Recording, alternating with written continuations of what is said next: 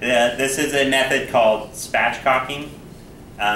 It's a different technique. I've done it before. I just never knew that name actually up until a week ago. But what we're going to do is take the whole bird, and we're actually going to cut the backbone out of the bird. And what happens is we're going to lay the turkey out. As you can see, this one I just roasted this morning, about an hour and a half before you guys got here.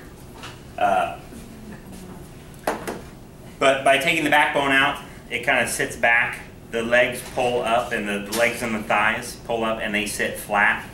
And you expose more surface area of the skin to the heat. You get a crispier skin.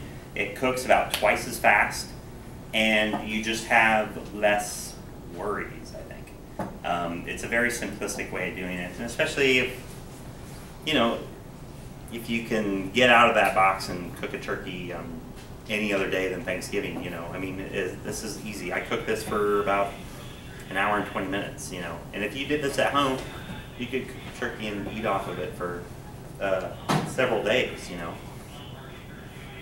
So anyway, I'm going to take a fresh bird, and I'm going to cut the backbone out. If you guys want to walk up and see if you can't see in the back, there's really not very much magic to it. But I'm going to show you how to cut a backbone out. If that intimidates you, if you're not good with a knife, if it just flat out scares you, you can ask the butcher counter to do it. But assuming you have a fresh bird to do it with, or you're buying a fresh bird, obviously, if it's frozen. I bought the Hy-Vee, what is it, Jenny-O honeysuckle white turkey. I mean, this is about the most generic turkey you can get. I thawed it out in a water bath in the walk-in overnight. So, you know, some people it takes 3 or 4 days to thaw it out, and we have the room to do it here. But then all I did was cut the backbone out. I rubbed it down with some olive oil and some herbs and some garlic, salt and pepper, and roasted. So, like, I really put so little effort into this. It's almost ridiculous. And for me, Thanksgiving, personally, I like all the side dishes and stuff like that, you know, because usually at mine, the turkey was always overcooked and dry. So, I mean, I don't like to put a lot of thought into this. So this method really helps out for that. And then we're also, after I show you how to break down that turkey, you want to carve it? Sure. Devin's going to show you how to cut up a turkey an easy way, instead of everybody sitting around the table while Clark Griswold's sitting there carving the turkey breast. You know, how you would actually do it, you know, for a family meal, or just a nice simple way to get good cuts for everybody. So I'm going to cut up this turkey really quick. And if you want, can't see, you want to come up, that's awesome. Or you can wait and watch it on YouTube. Or you can watch it later. on YouTube. YouTube. I don't know if I'm prepared to release the rights for this. Can you move the board closer to us? Ah. I almost thought if you sit on this side and then the way the mirror is, we'd probably be able to see one. Okay. They want to check out your backside. Yeah. Devin does. Back here.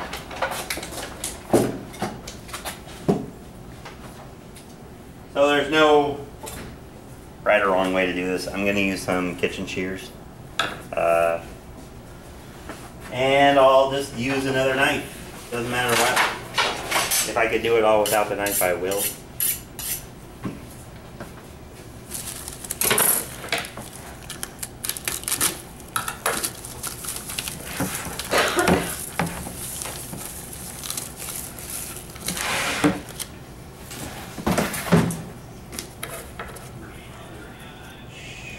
Cut it out of the bag.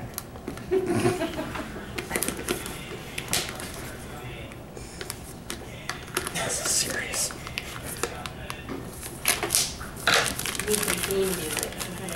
Yeah, right. Bum, bum, bum, bum, bum. You're like Jeopardy, kind of.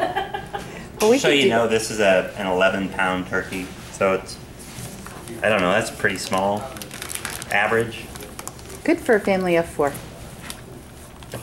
You should do a commercial. That's a week's worth of food.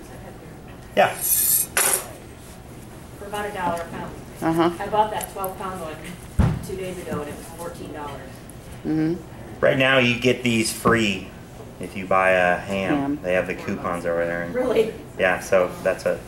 I was just telling Devin, I got the call. I'm in charge of the ham for Thanksgiving, so I was like, well, I get a free turkey, so I'm doing that. So I'm gonna pull this little thermometer thing out of there. Don't need that. Giblets. Devin likes to have his giblet gravy, so we'll save that. And then they're usually bound here on the legs. We got to get rid of this plastic tie because of the way we're gonna manipulate the bird. So this usually is hooked down inside the carcass, and we gotta wrestle that out of there.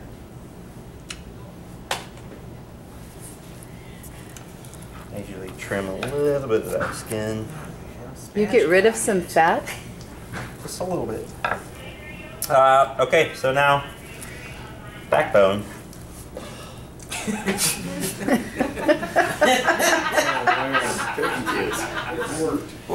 That was awesome. No right or wrong way. From top and bottom, I don't know if there's anything. I'm going to start from the top because there's a couple where the thigh bones are, where they connect. That's probably where I'm going to get the knife out. So usually I could take my kitchen shears and cut through these rib bones pretty easy. So as you can see, we're just going to follow down the side of the neck. The neck should be in there, right? Mm-hmm. Unless it's in the bag. I think we got it. Oh, no, it's there. Is it in there? Yeah, it's coming out the other end. Okay. We're spatchcocking this turkey. So I'm just cutting right through the rib bones. Are those regular household scissors? Yes, these are my wife's sewing scissors. Oh. She won't know. She will now. Oh, you're not putting that up. So now I got down here to the bottom, and I can feel these joints. So I'm just going to kind of push that down. And now, I'm going to get my knife out. So, where the thigh bone hits the backbone, or I don't know if turkeys have a pelvis. Just where that joint is, we're just going to finesse it apart with a knife.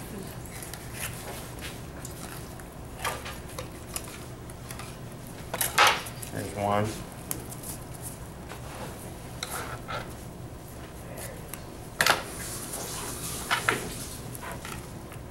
A little easier to see from this side.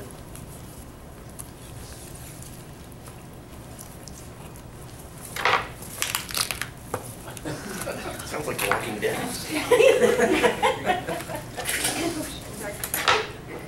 Zombies are. Backbone. Stock. I know. Boil that sauce. Yep. Did you hear what he said? Stock. Don't throw it away. So, Make stock. here's our bird now.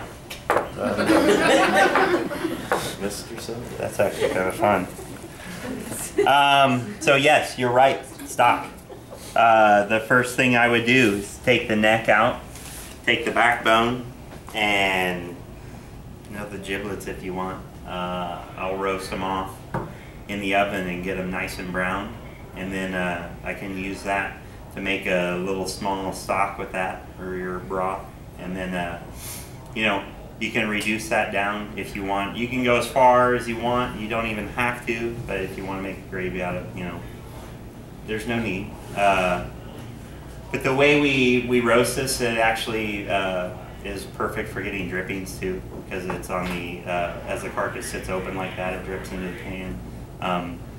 You can take the drippings from this thing and then add that to the broth really quick and thicken it up, make your gravy, do whatever you want. I did not do that on the first one, tuck the wings back, but I would have. I rushed it and I didn't think about it. I tucked my wings back just so those wing tips don't burn. That's the smallest part of the turkey. It's going to cook the quickest and it's kind of sticking out there. But that's it. So we're going to take the legs and just kind of fillet them open like that so they're sitting flat. So the thighs and the legs sit down nice and flat. I'm going to put this on a pan. You go straight on the pan, or do you have a rack on? I put this on a rack. Okay. And so when I did that one,